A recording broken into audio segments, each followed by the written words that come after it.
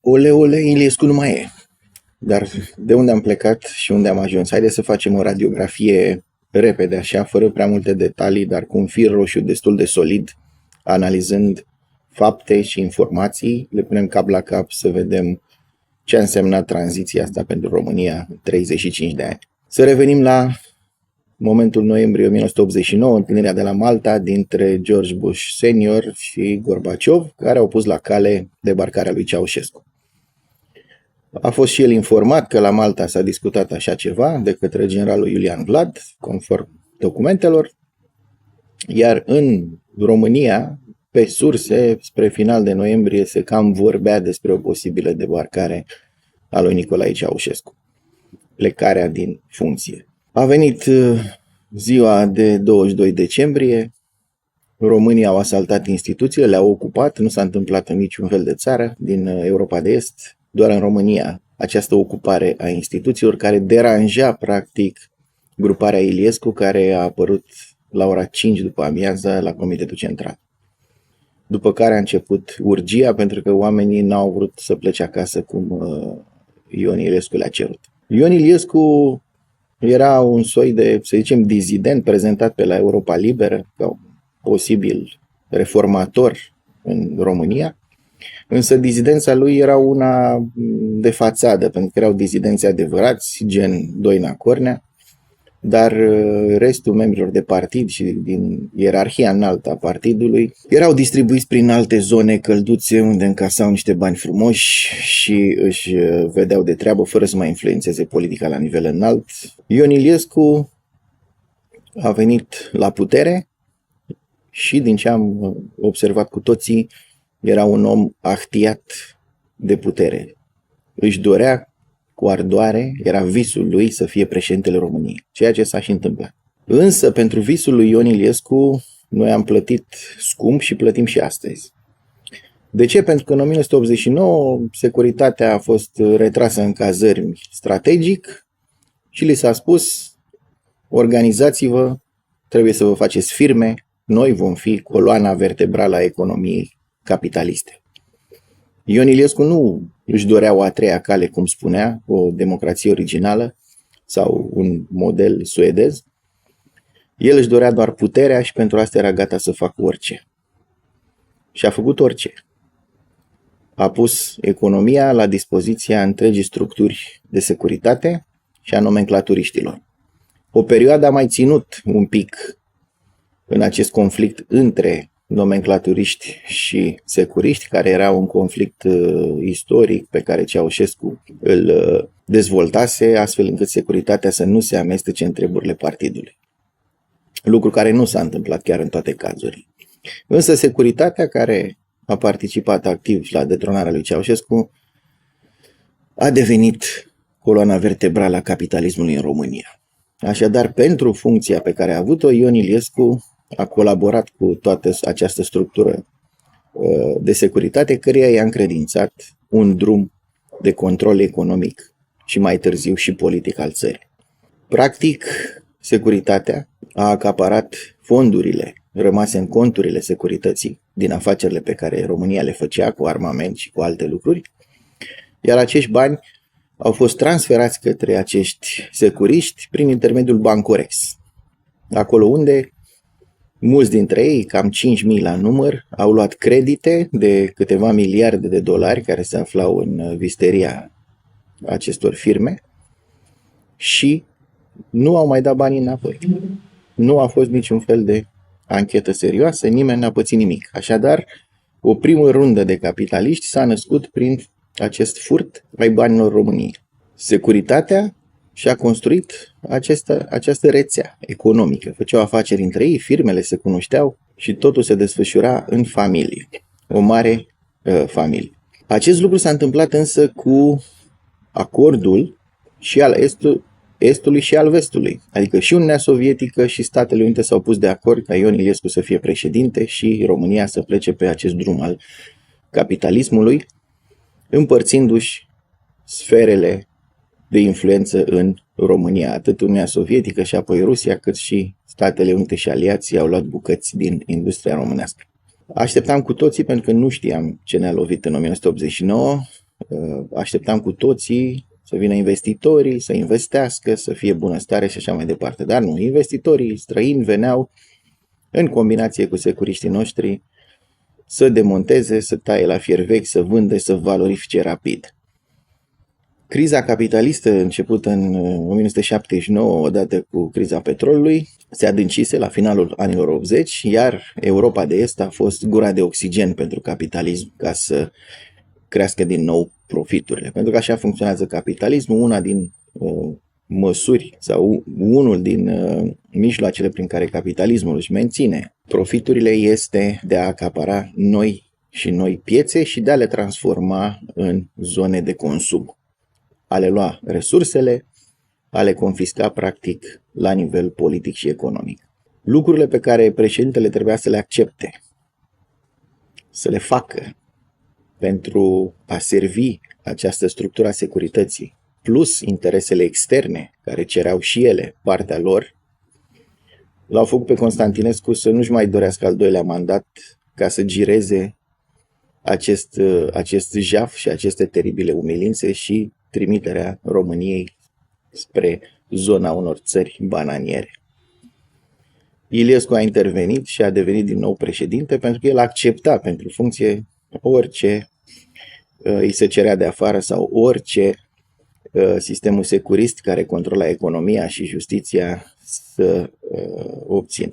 Putea să se opună, avea foarte mare putere în anii 90, nu s-a opus, n-au existat niciun fel de anchete, niciun fel de cercetări, toți au trăit fericiți. De ce? Pentru că Ion Iliescu avea jucăria lui, era președinte, iar toți ceilalți se lăfăiau la umbra acestui orgoliu imens al lui Iliescu de a fi președintele României.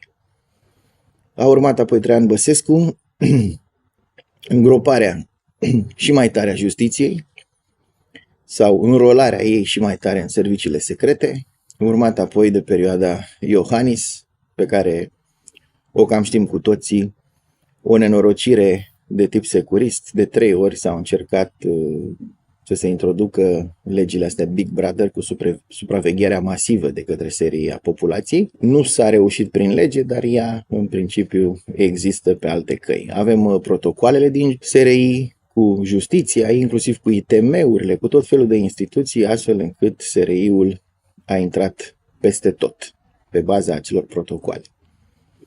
Lucrurile au devenit, să zicem așa, oficiale, deși secretizate, ele au devenit oficiale. SRI-ul controla în acest moment sau colabora cu conducerile acestor entități.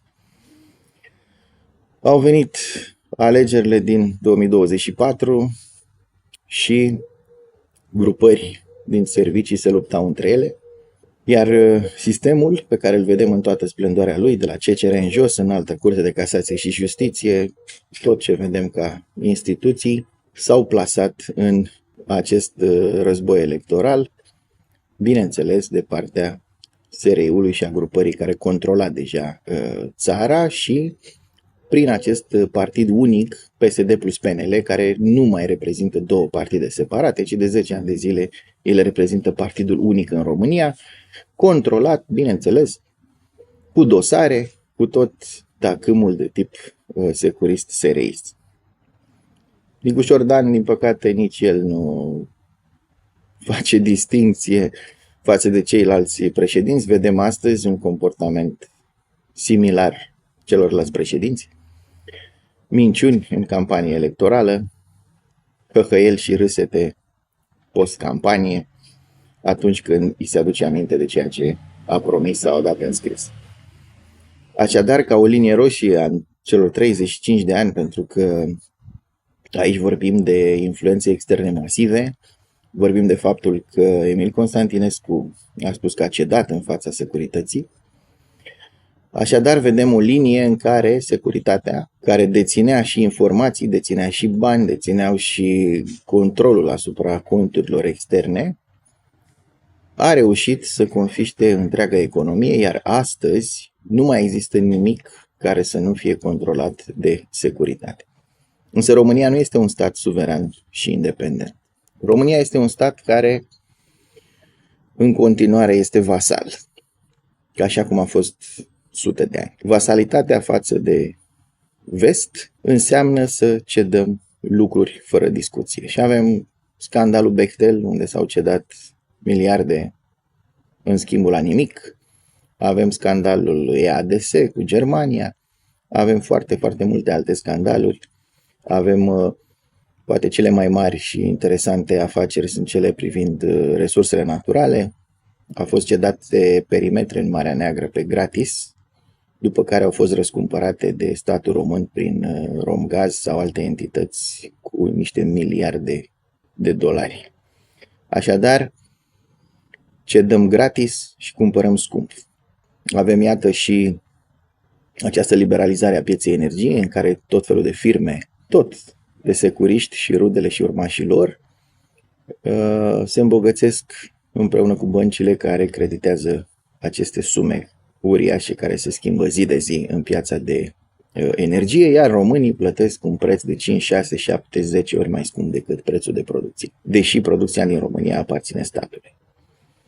Așadar, partea aceasta de securitate s-a înfipt din ce în ce mai bine în economie, în politică și practic la acest moment controlează tot. Cu tupeu maxim,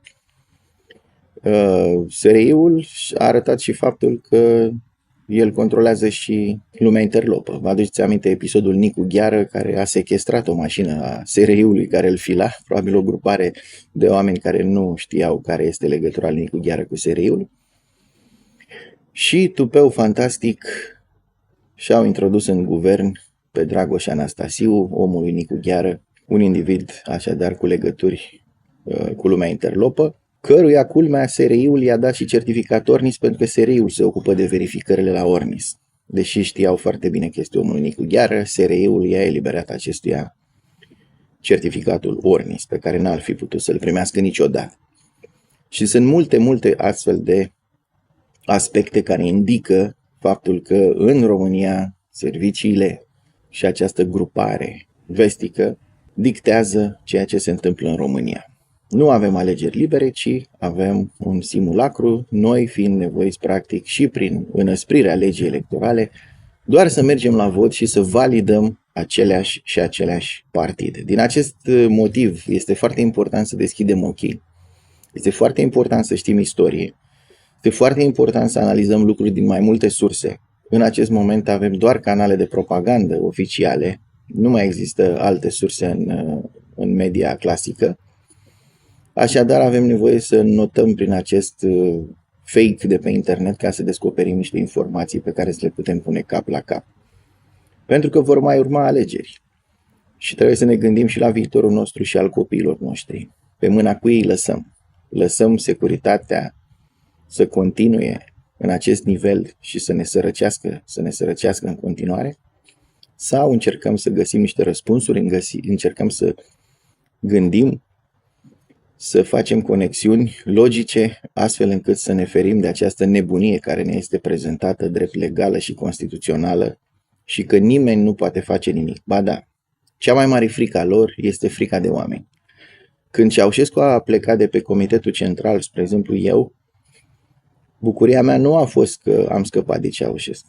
Bucuria mea era că am scăpat de securitate. Dar iată că n-am scăpat de securitate. Și de ce eu spun asta? Pentru că pe 31 decembrie 1989, Ion Iliescu a anunțat trecerea securității în subordinea MAPN-ului. Adică îi ascundea în armată. Ei deja colaborau prin Direcția de Contrainformații Militare, care era o direcție comună a securității cu MAPN-ul. Ascunși în securitate, în armată, securitatea a ascuns dosare. Și acolo există încă o arhivă puternică de dosare, adică a celor mai importanți oameni, cei care astăzi au foarte mari legături cu zona politică și economică. Cum a fost dosarul lui Băsescu. Dosarul lui Băsescu nu s-a scos decât după ce acesta a terminat 2 mandate. Avem și situația Nicu Șordan. Și Nicu Șordan a dat declarații la securitate când a plecat la Havana, când a plecat în Australia. Acel dosar există, dar nu-l vedem astăzi, pentru că s-ar putea să mai fie și alte lucruri acolo în acest dosar. Așadar, haideți să ne gândim că frica lor de oameni, pentru că asta este cea mai mare frică a sistemului, întotdeauna este frica de oameni. Ca ei să se unească, ei să gândească, ei să se organizeze. Au reușit să pună pe butuci organizații, sindicate.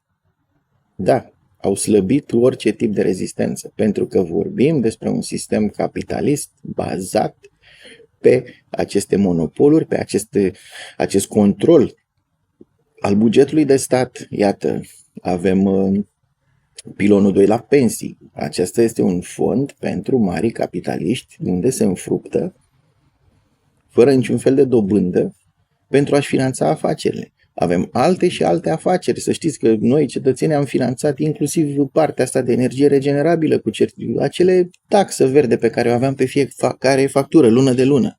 Plăteam 1 leu, plăteam 2 fiecare, dar gândiți-vă că sunt milioane, zeci de milioane de facturi anual în România. Și pe fiecare factură câțiva lei contează enorm. Acești bani s-au dus pentru a finanța afacerile unor capitaliști care au făcut profituri frumoase pentru care nu plătesc taxe. De aici avem și acest deficit uriaș. Bogații nu plătesc taxe, iar săracii sunt prea săraci ca să poată contribui pe cât fură atât securiștii noștri împreună cu apropiații lor sau subordonații lor din partide, de prin instituții, cât trebuie să plătim vestului. Așadar, cred că este un moment de cumpănă, este un moment important în care să reflectăm la ceea ce înseamnă viitorul nostru. Pentru că încă mai avem puterea, prin unitate și prin gândire, prin luciditate, să putem să ne organizăm pentru viitor. Avem nevoie de această luciditate și de tenacitate, de rezistență sau reziliență, cum e la mod în acest moment, pentru că este o luptă grea. Haideți să ne gândim foarte bine la viitorul nostru și al copiilor noștri.